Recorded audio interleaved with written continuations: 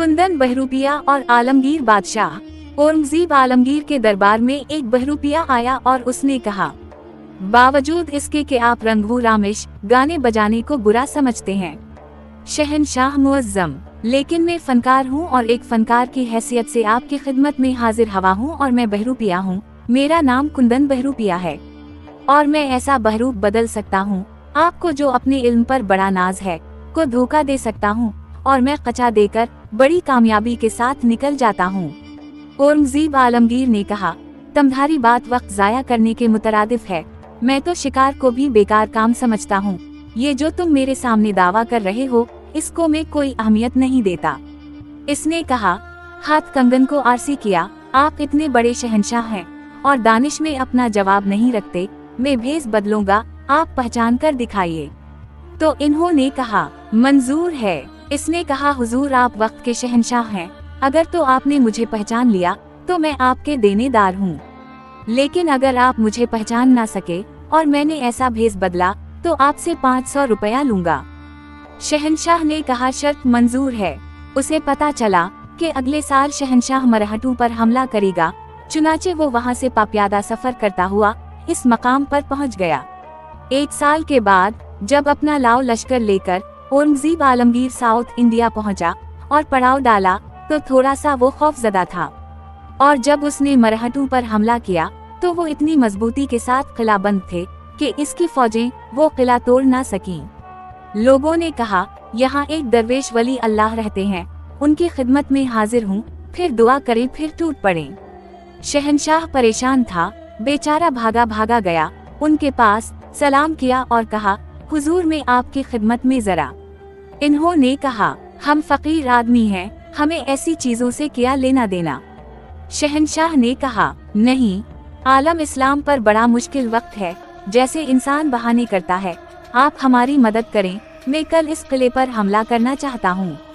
तो फकीर ने फरमाया, नहीं कल मत करें, परसों करें और परसों बाद नमाज ज़हर। औरंगजेब ने कहा, जी बहुत अच्छा।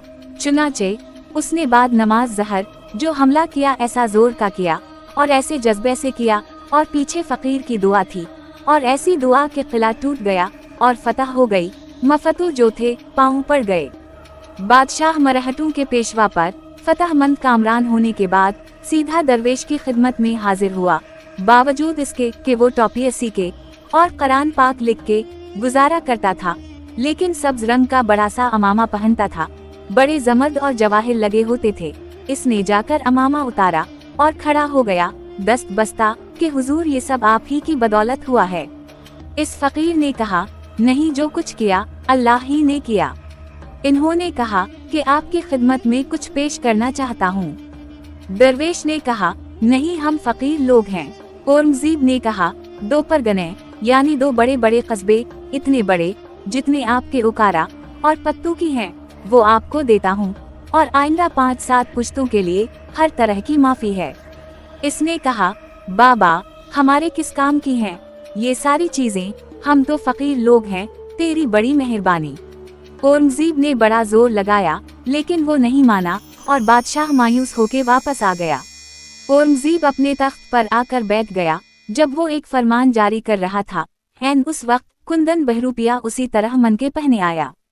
तो शहंशाह ने कहा, हुजूर आप यहाँ क्यों तशरीफ लाए, मुझे हुक्म देते मैं आपकी खिदमत में हाजिर होता।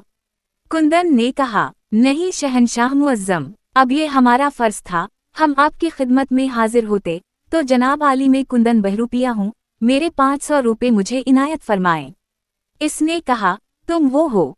कुंदन ने कहा, हाँ वही हूँ जो आज से 1.5 बरस पहले आपसे वादा करके गया था। औरंगजेब ने कहा, मुझे 500 रुपए देने में कोई एतराज नहीं है। मैं आपसे ये पूछता हूँ, जब मैंने आपको 2 परगने और 2 कस्बे की माफी दी, जब आपके नाम इतनी जमीन कर दी, जब मैंने आपकी 7 पुश्तों को ये रियायत दी कि इस मेरी मलकियत में जहाँ चाहें जिस तरह चाहें रहीं, आपने इस वक्त क्यों इनकार कर दिया? ये 500 रुपया तो कुछ भी नहीं। इसने कहा, हुजूर बात ये है कि जिनका रूप धारा था उनकी इज्जत मकसूद थी, वो सच्चे लोग हैं, हम झूठे लोग हैं। ये मैं नहीं कर सकता कि रूप सच्चों का धारूं और फिर बेईमानी करूं।